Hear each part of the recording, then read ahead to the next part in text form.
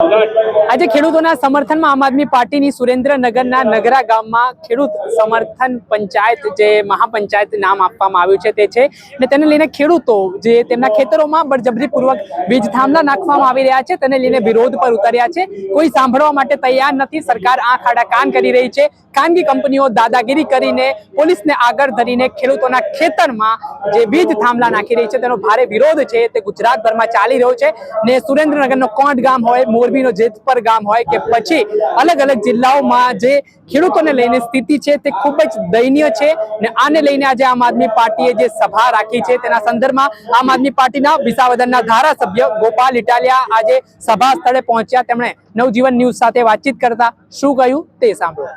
વિસાવદરના ધારાસભ્ય ગોપાલ ઇટાલિયા છે, તેમની સાથે વાતચીત કરીએ। ગોપાલભાઈ, આજે તમે પહોંચ્યા છો ખેડૂત મહાપંચાયતમાં, ખેડૂતોને સમર્થન આપીને ન્યાય અપાવવાની વાત છે, કઈ રીતે ન્યાય અપાવશો, કઈ રીતે ખેડૂતો માટે લડો?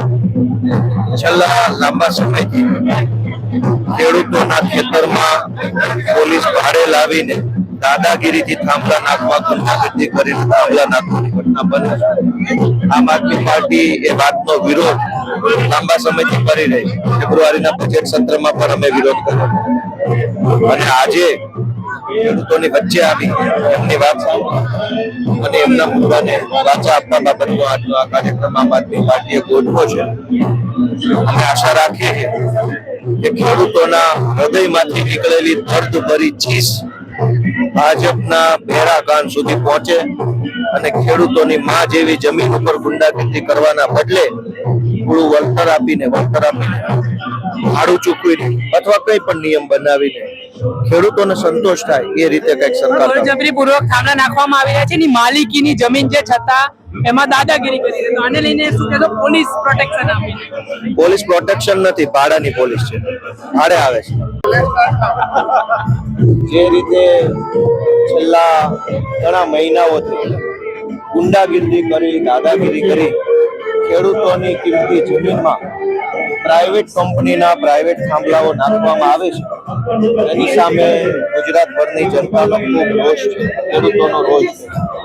ફેબ્રુઆરી મહિનામાં બજેટ સત્ર આવ્યું ત્યારે અમે બજેટ સત્ર દરમિયાન આ વાતનો વિરોધ ઉઠાવેલો।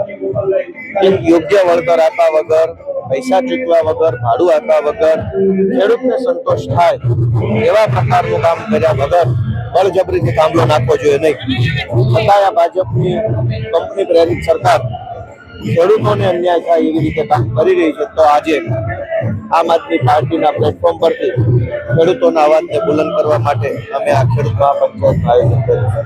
જે રીતે આપણે સાંભળ્યા હતા વિસાવદરના ધારાસભ્ય ગોપાલ ઇટાલિયા, તેઓ કહી રહ્યા છે કે આજે ખેડૂતોના સમર્થનમાં જે સભા રાખવામાં આવી છે તેનો ઉદ્દેશ્ય એ છે કે જે ગાંધીનગરમાં ઘોર નિંદ્રામાં ઊંઘી રહેલા તંત્રના અધિકારી છે કે મંત્રીઓ છે કે જે ખેડૂતોની સમસ્યા જ્યારે પડી છે તેને લઈને આંખ આડા કાન કરી રહ્યા છે, તેમના કાન સુધી આ અવાજ પહોંચે, આ ગુહાર ખેડૂતોની પહોંચે તેના માટેની આ સભા છે।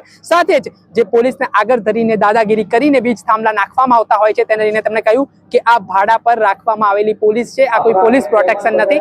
આના જ કારણે રાજકારણ ગરમાવાની શરૂઆત થઈ છે। સુરેન્દ્રનગર હોય કે મોરબી હોય ત્યાંના ખેડૂતો હવે લડી લેવાના મૂડમાં છે અને જ્યાં સુધી તેમને ન્યાય નહીં મળે ત્યાં સુધી તેમની આ લડાઈ છે, આ આંદોલન છે તે ચાલુ રહેશે, તે પ્રકારની વાત પણ કરવામાં આવી રહી છે। ત્યારે જોવાનું રહ્યું કે કૃષિ મંત્રી જીતુ વાઘાણી આ મામલે શું નિવેદન આપે છે। ખેડૂતોના હિતની વાત જ્યારે સરકાર કરે છે, સંવેદનશીલતાની વાત જ્યારે સરકાર કરે છે, તો ખરેખર ખેડૂતો માટે શું જાહેરાત આગામી દિવસોમાં થાય છે તે આવનારા સમયમાં ખબર પડશે। દર્શક મિત્રો, આવા જ વિડીયો જોવા માટે તમારી નવજીવન ન્યૂઝ જોતા રહો, લાઈક કરો, શેર કરો।